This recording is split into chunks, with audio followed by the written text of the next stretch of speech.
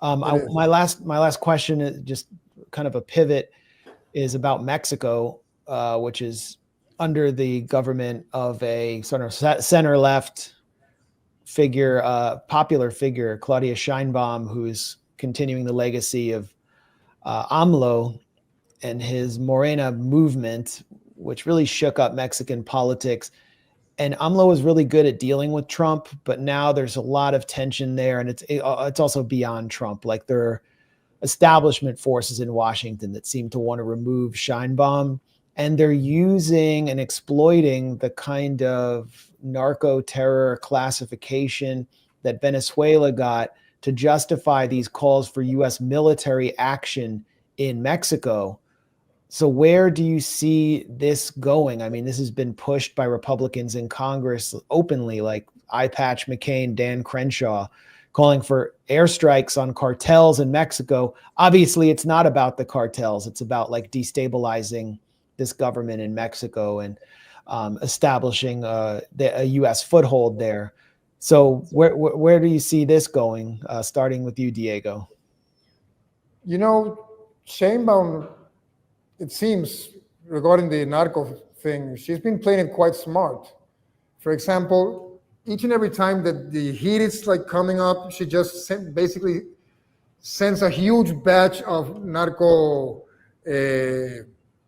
drug lords that are actually, they weren't extradited before. So she just, and this is unprecedented in Mexican politics and security policy. They didn't used to, unless it was too much, like El Chapo, or well, El Mayo Zambada is different because he was set up. But she's basically like showing she doesn't care and she doesn't worry about what they could say or not say.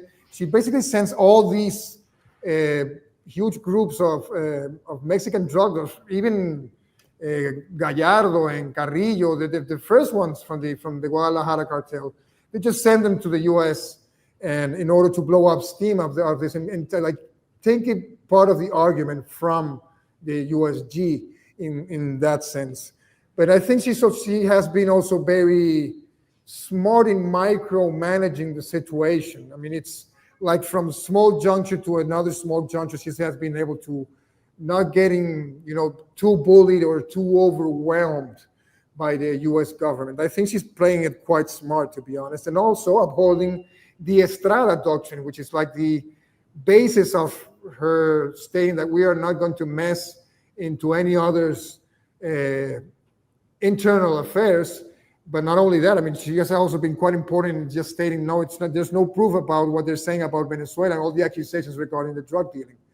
And it's still, she is in a very complex situation because the opposition, the Regiomontano opposition, the hard capital and from the PRIAN, from the bipartisan of PRI and PAN and even the PRD, they're becoming quite more proactive on bringing the U.S. into Mexico in many shapes and forms. So she's also now facing a debased, unsovereign, comprador, subdued political class that it's going to are as willful as Maria Corina Machado, as willful as the Novoa clan or Milei to just deliver the country for the U.S. So it's a very tough position regarding this, and also it's the, no pun intended, but the whole narco thing is just a huge gray zone that anything can happen. Also, that it's pretty complicated. So, but I think she's playing it quite smart, at least to this point. Oscar. I want to bring a quote. I can't remember exactly who is the one who issued it, but it was something like, the more drugs, the less communism. And that seems to be a current, a plan, a thing. Like if you look at it, where in Bolivia, for example, when they killed Che Guevara at that time, when there was social movement started, the drugs also started. And everywhere you go, there seems to be that kind of relation where the drugs are linked to our movements that are like the Contras, the Iran Contras case, or the paramilitary in Colombia, right? Or well, the FBI deliberately brought in heroin into American inner cities in the early 70s to neutralize the Black Panthers. Yeah, I mean, even you can go and watch the series in Netflix called Narcos. Even then, Even there, they show you a moment where the CIA guys makes a deal with Miguel Arellano Felix, you know. And so what I'm trying to say is that the United States makes it so and tries to make it look like is the narcos always against us, you know, and it's with these countries like the Chavez and the communists that are coming for us. But if you really start breaking it down, that's not necessarily the case, you know. Um, a lot of the times it's the states that are involved. We can remember Juan Orlando Hernandez. You mentioned Honduras a little earlier. You Yeah. know, he was the president of Honduras for a decade, and his brother ended up in jail first, but then he ended up in jail because they were trafficking cocaine. You know, and these things are known. It's just that they're known until they're useful, and then when they cease to be useful, then maybe something will happen. And You Juan know, Orlando Hernandez was useful because he was opposed to Nicaragua, and he was opposed to Venezuela, and he was opposed to the socialist governments. the more drugs, the less communism. There you Yeah. go.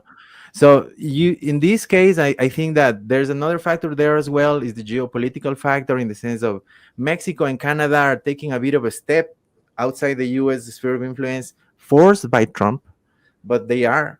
So now you have Mexico that could evolve into a bit of a more powerful country, you know, if you bypass the United States, start talking to Canada, is the door to Latin America. You can deal with Chinese and others.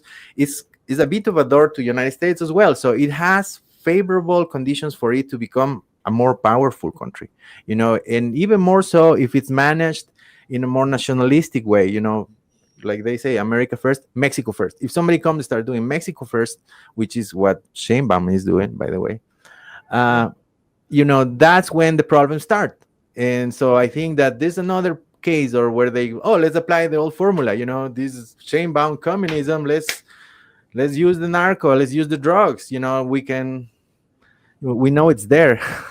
So that's a good and perfect way to start a problem, to throw a wrench in there. And because I don't think they're naive enough to think truly that they can solve the problem. I mean, they've been fighting the war on drugs for how many decades, and they lost every time. So Yeah. now to think that they're gonna get in Mexico and do what the Mexicans, who knows the streets and the people and everywhere and where to go and which town, they are going to do what the other guys cannot do, when they don't even know where to go in Mexico, when they couldn't even do it in Iraq. Whenever the population went against them, it was the end. So here we have a similar case, and I think the intention could be to quell, the geopolitical power or potential that Mexico has.